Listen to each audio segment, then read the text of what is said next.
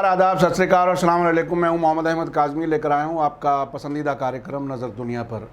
अफ़गानिस्तान में तालिबान को पाकिस्तान की मदद होने के इल्ज़ाम पर अब भारत और पाकिस्तान के बीच एक बार फिर डिप्लोमेटिक टकराव की हालत बन रही है। हाल ही में अमरीकी फ़ॉरेन मिनिस्टर एंटनी ब्लिंकन के भारत दौरे के मौके पर भारत की तरफ से अफ़गानिस्तान में पाकिस्तानी दखल की बात जिस तरह से रखी गई है वो बिल्कुल वही है जो अफ़गानिस्तान की राजधानी में मौजूद सरकार कह रही है। भारत और तालिबान के बीच भी राब्ते की कुछ खबरें आती रही हैं, लेकिन अभी तक ऐसी कोई खबर नहीं है जिसमें तालिबान ने भारत को कोई ख़ास ताल्लुक़ का यकीन दिलाया हो। साथ ही आज हम बात करेंगे कि तालिबान चीन और रूस से अच्छे ताल्लुकात का इशारा देकर किस तरह से अमेरिका की नींद उड़ा रहा है। आखिर तक ज़रूर देखें। इन अहम इश्यूज़ पर बात करने से पहले आपको बता दूं कि आज अफ़गान डिफेंस मिनिस्ट्री ने जारी लड़ाई में 226 तालिबान के मारे जाने की खबर दी है। ताज़ा लड़ाइयों में तालिबान के 135 मेंबर ज़ख्मी भी हुए हैं। अफ़गानिस्तान की न्यूज़ एजेंसी आवा की रिपोर्ट के मुताबिक तालिबान के साथ होने वाली लड़ाइयों में भारी मिक़दार में हथियार और गोला बारूद भी बरामद किया गया है। तालिबान के लड़ाके फ़ौज के साथ लड़ाइयों में पख्तिका, मैदान वर्दक, कंधार, हेरात, जुज़जान, हेलमंद, बगलान और काबुल में गिरफ्तार और ज़ख्मी हुए हैं।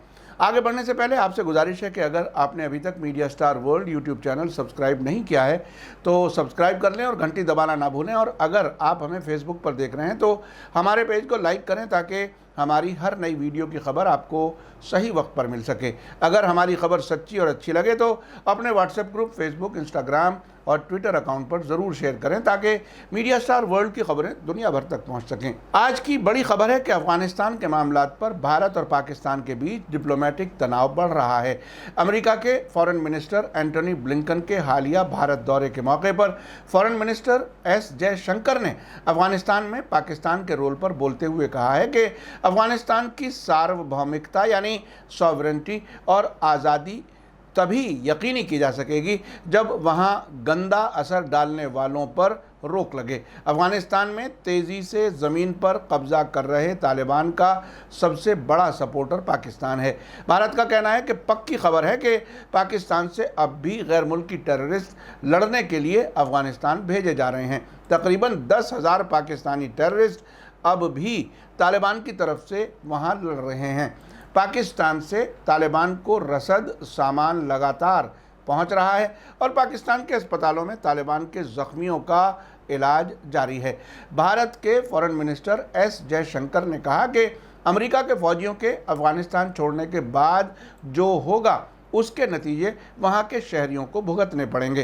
तालिबान की तरफ इशारा करते हुए जयशंकर ने कहा कि अफ़गानिस्तान की मुश्किलात का हल लड़ाई के मैदान में नहीं हो सकता, वो सिर्फ बातचीत से ही होना चाहिए और इस बातचीत में अफ़गानिस्तान के सभी स्टेक होल्डर्स की हिस्सेदारी होनी चाहिए। साथ ही भारत के फ़ॉरेन मिनिस्टर एस जयशंकर का कहना था कि साफ दिखता है कि पिछले 20 वर्षों में अफ़गानिस्तान में औरतों, माइनॉरिटीज़ और आम शहरियों के हुकूक बहाल हुए हैं। अमेरिका और भारत को मिलकर ये यकीनी बनाने की ज़रूरत है कि ये हुकूक बाकी रहें। अफ़गानिस्तान को टेररिज्म का घर या दूसरे मुल्कों को रेफ्यूजी भेजने वाला मुल्क नहीं बनने देना है। जयशंकर की बात को दुरुस्त ठहराते हुए ब्लिंकन का कहना था कि अफ़गानिस्तान ऐसा मुल्क बन जाएगा जो अपने शहरियों के हुकूक की इज्जत नहीं करता और अपने ही शहरियों पर जुल्म ढाता है। ऐसे मुल्क से कोई ताल्लुक़ नहीं रखना चाहेगा।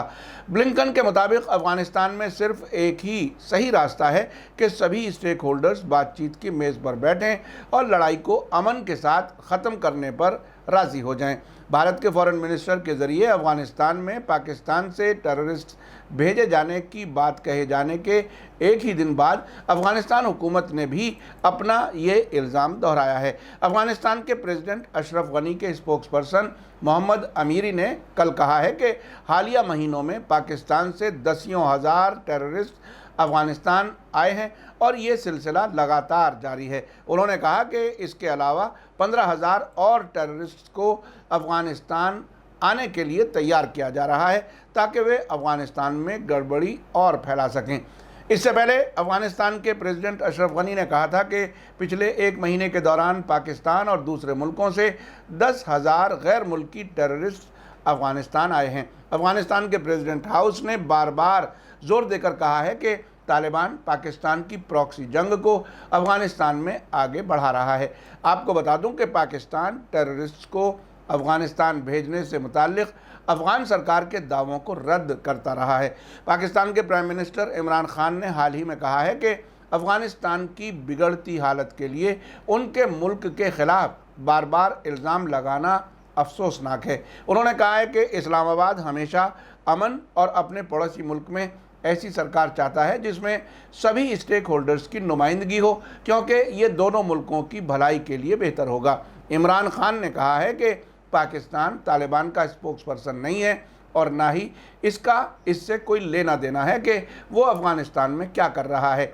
इमरान खान ने कहा कि तालिबान जो कर रहा है या नहीं कर रहा है उसका हमसे कोई लेना देना नहीं है और हम इसके लिए जिम्मेदार नहीं हैं। उन्होंने आगे कहा कि पाकिस्तान हमेशा अफगानिस्तान में पुरअमन हल चाहता है और इसके लिए हर मुमकिन हद तक जाने को तैयार है और रहेगा। हालांकि उन्होंने तालिबान के खिलाफ ताकत के इस्तेमाल से इनकार किया है।